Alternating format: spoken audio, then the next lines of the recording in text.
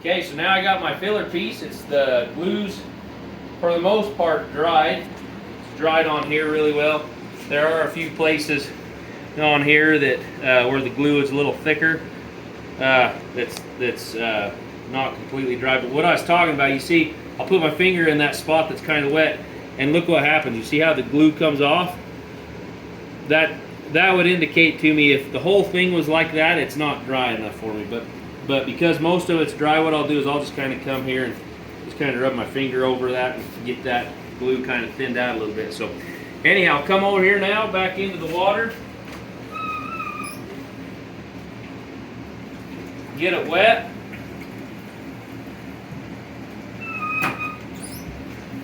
Go ahead and wipe off the water.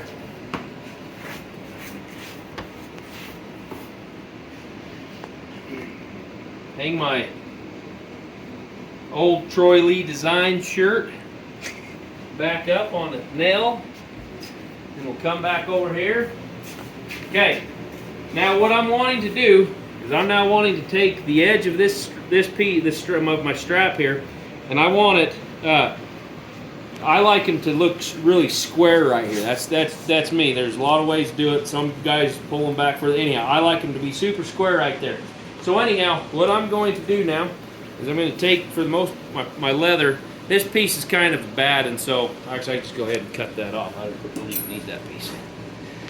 That was a part of the neck that I didn't really want, because I didn't put any glue on. But what I'll do is I'll come here in the center. Okay, find the center of my, just kind of eyeball it for the most part. My fingernail right there. Okay, I'm going to come in here in the center. I'm going to put that right there on the top of that cantle, okay? And what I'm going to do is I'm going to bring it around here, and I'm going to just kind of line it up to the edge of my cantle right there. You keep pulling on it, because when I pull on it, it's binding it right there. Now I'm just going to bring it right there, and I'm going to leave it, okay? Then I'm going to come over here on this side, same thing.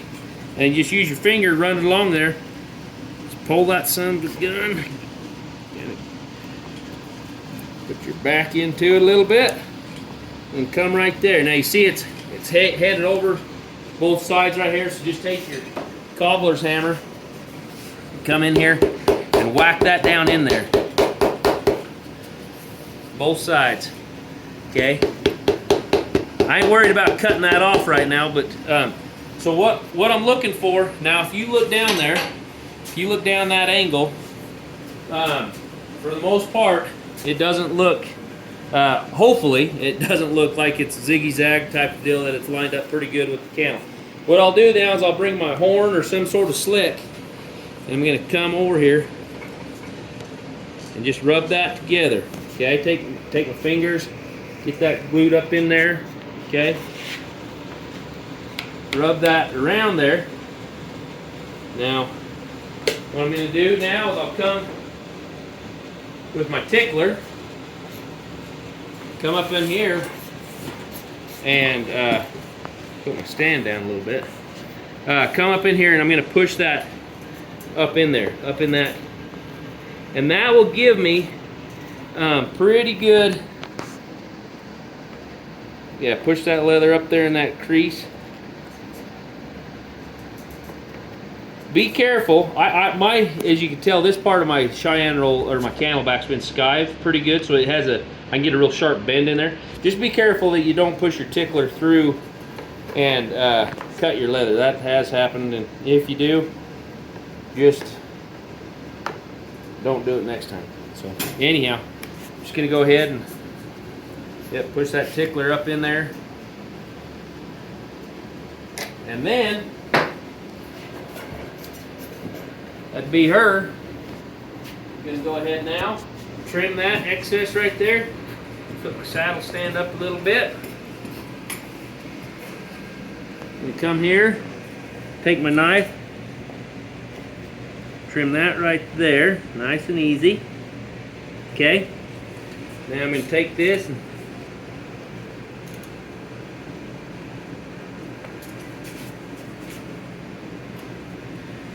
be careful when you're doing small Cheyenne rolls, okay? Be careful. You can push your knife down there too far, and come along and cut your carving. It ticks you off. Don't do it. Be careful. So just kind of nice and easy. Just type nice and easy. Just go ahead. Yep. Same thing on this side.